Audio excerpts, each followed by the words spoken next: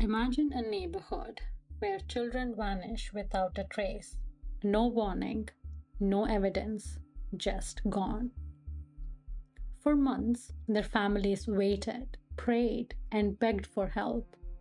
But what they didn't know was that their worst nightmare was unfolding just meters away.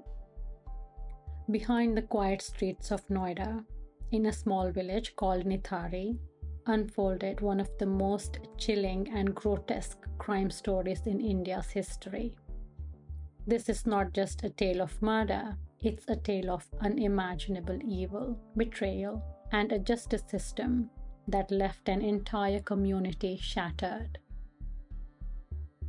This is the story of Nithari Murders.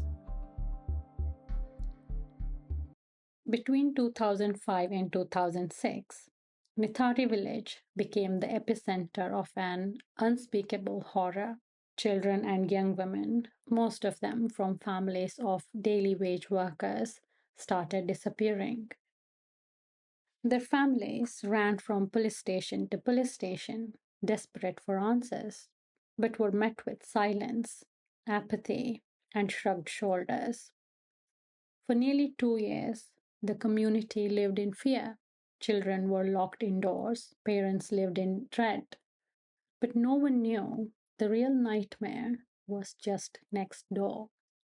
On December 29th, 2006, everything changed. Neighbors who lived near the mansion of a wealthy businessman, Maninder Singh Pandey, complained about a foul, rotting smell coming from the drains. Two locals, frustrated by the inaction, decided to check themselves, and what they found would horrify the nation. Human remains, small, broken, dismembered, were scattered in the drains. Children who had been missing for months were discovered not wandering the streets, but buried in the shadows of the Pandey's house. At last, police zeroed in on two suspects, Maninder Singh Pandey and his domestic help, Surinder Kohli. Kohli's confession was bone chilling. He admitted to luring children into the house, assaulting them, murdering them, and dismembering their bodies. He spoke of necrophilia, even cannibalism, details so grotesque they shook the nation to its core. I don't feel comfortable speaking openly about it on a platform like YouTube. As I researched this case, I often caught myself wondering what twisted past shaped Kohli into the monster he became, and how could Pandey claim he had no idea what was happening under his own roof?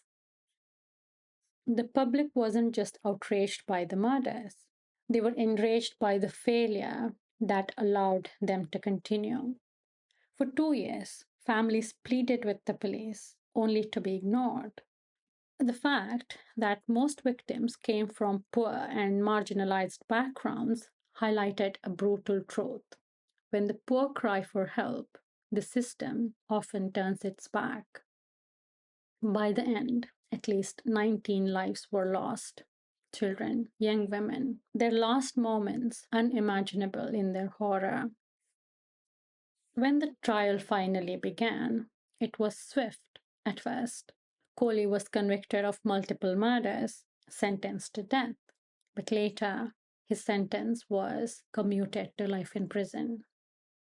Pandey's role, however, sparked fierce debate. Some claimed he was an ignorant employer, others believed he was an active participant. While Kohli confessed, Pandey's involvement remained murky.